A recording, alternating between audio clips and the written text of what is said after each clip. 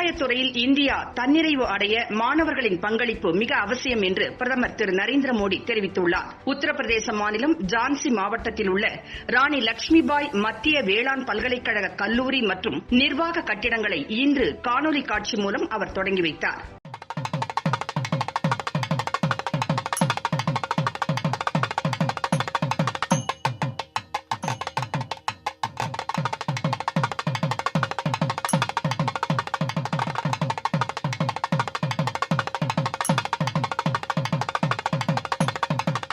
இந்நிகழ்ச்சியில் மாணவர்களுடன் கலந்துரையாடிய பிரதமர் நரேந்திர மோடி விவசாயத்துறையில் இந்தியா தன்னிறைவு அடைவது குறித்து அவர்களுடன் ஆலோசனை நடத்தினார்.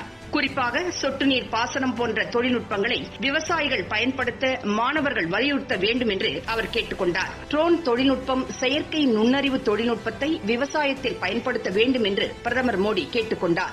வேளாண் கல்வி பள்ளிப்பாடத்தில் இடம்பெற வேண்டும் என்றும் அவர் வலியுறுத்தியுள்ளார். இயற்கை வேளாண்மையை நோக்கி விவசாயிகள் பயணிக்க வேண்டும் என்றும் அவர் வேண்டுகோள் விடுத்துள்ளார். கடந்த 2014-15 ஆண்டில் ராணி லட்சுமிபாய் பல்கலைக்கழகத்தில் முதலாம் ஆண்டு படிப்புகள் தொடங்கப்பட்டன. வேளாண்மை, தோட்டக்கலை, வனத்துறை தொடர்பான இளநிலை மற்றும் முதுகலை படிப்புகள் இங்கு அளிக்கப்படுகின்றன.